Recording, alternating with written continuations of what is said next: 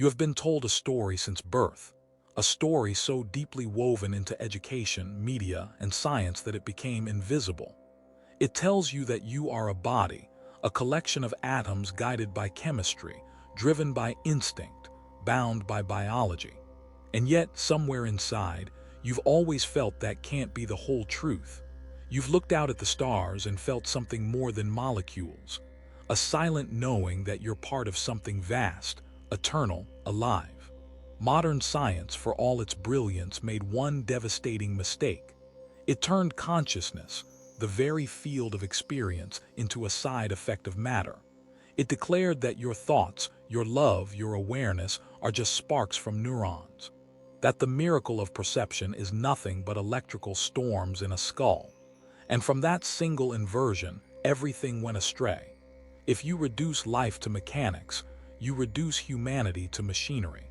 And a humanity that forgets its inner origin becomes programmable, obedient, predictable, spiritually blind. This, perhaps, was never entirely accidental. When people believe they are just matter, they live small. When they remember they are consciousness itself, they become ungovernable by fear. But let's put aside conspiracies for a moment and ask the most radical question science avoids. How can matter, lifeless, mindless matter, ever create the experience of being? Think about it. How can a neuron made of atoms that don't know they exist give birth to awareness? It's like expecting the alphabet to write a novel by itself. The premise collapses under its own weight. The alternative isn't mystical fantasy. It's the oldest wisdom known to humankind and the newest insight emerging from quantum physics. Consciousness doesn't come from the brain. The brain comes from consciousness. Reality is not built from matter upward, but from mind downward. The universe is not a dead machine, but a living thought, dreaming itself into form. Max Planck, father of quantum theory, said it clearly. I regard consciousness as fundamental. I regard matter as derivative from consciousness. That single sentence dismantles centuries of materialism. It means the observer is not inside the universe. The universe is inside the observer. Imagine light passing through a prism. The prism doesn't create the light, it refracts it into colors. Your brain works the same way. It doesn't produce awareness. It shapes, filters, and limits it, transforming infinite consciousness into a finite human experience. When the prism cracks, the light doesn't disappear. It simply shines unfiltered. That's why near-death experiences, mystical visions, and moments of transcendence often describe the same thing, an overwhelming sense of oneness beyond the body. The implications are revolutionary. If consciousness is primary, then everything you perceive, every sound, sensation, and thought, is a modulation of that one field. The separation between you and the world is a useful illusion, like the crest of a wave thinking it's separate from the ocean. There are not many consciousnesses. There is one consciousness expressing itself through countless points of view. This understanding was never lost. It was merely forgotten. Ancient sages from the Upanishads of India to the mystics of the West declared the same truth.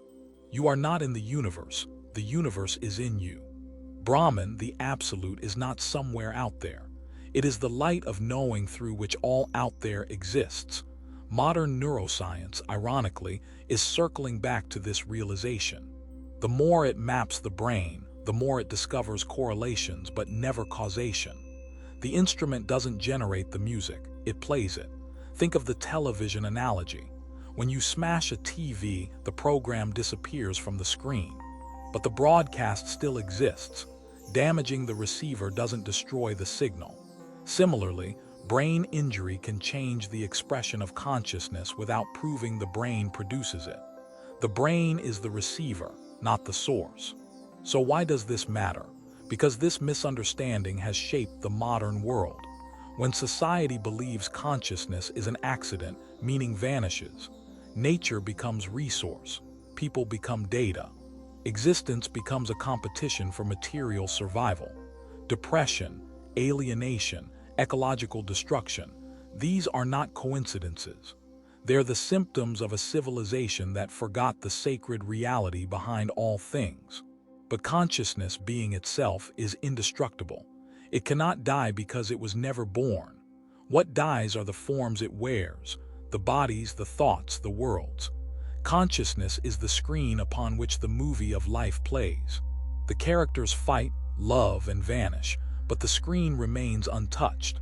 Philosophers have tried to capture this with logic and language, but language bends under the weight of infinity.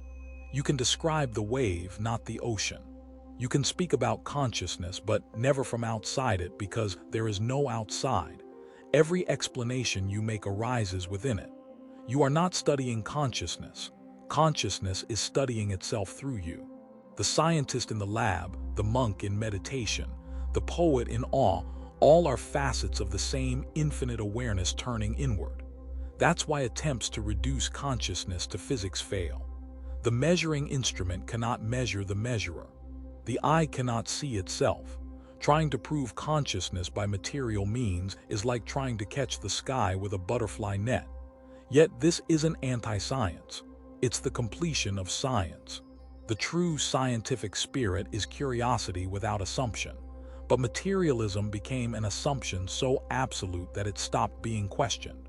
To rediscover consciousness as fundamental is not to abandon reason, but to set it free from its self-made cage. Once you glimpse this, everything changes. Death loses its sting. Time softens. Love stops being emotion and becomes recognition, the meeting of the same consciousness through different eyes. You realize that life is not happening to you. It is happening as you. Every thought, every feeling, every event is the universe exploring itself. That realization isn't just philosophical, it's practical. When you stop identifying with the small self, fear dissolves. You no longer defend an image. You respond from awareness. Suffering still arises, but it passes through you like wind through open hands. The anxiety of control, the hunger for validation, the terror of loss, they fade when you know the one watching cannot be harmed. Imagine humanity awakening to this truth. Imagine education teaching children that awareness is primary, that the mind is not a prison but a portal. Imagine politics built not on competition but on consciousness, technology guided not by profit but by wisdom. Such a world is not utopian. It's simply the next step of evolution, not biological but perceptual. Because evolution was never just about survival. It was about awakening matter remembering itself as spirit, the finite realizing it was never separate from the infinite. The cosmos is not random, it's rhythmic. It's music learning to hear itself. And you right now are that music listening. When the mystics said, "Be still and know that I am," they weren't invoking a deity outside you. They were pointing to the silent awareness within which every moment arises. That stillness is your true identity. It was here before you were born. It will remain long after this body dissolves. So the next time you close your eyes, don't look for meaning in thought. Look at the one who is aware of thought. Notice that awareness doesn't age. It doesn't sleep. It doesn't come or go. That's what you are, the timeless witness of all experience. And when you live from that knowing, the world begins to transform. What once felt like chaos reveals order. What once felt meaningless radiates beauty. You see that every person you meet is another form of yourself, another wave of the same ocean. Compassion stops being a virtue and becomes simple perception.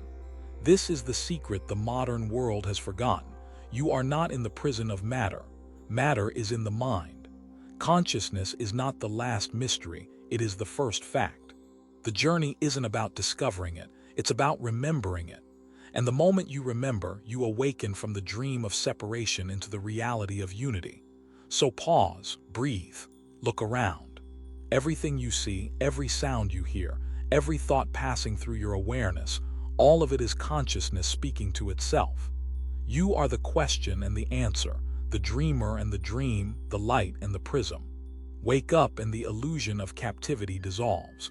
That is the revolution no system can suppress, the one that happens within.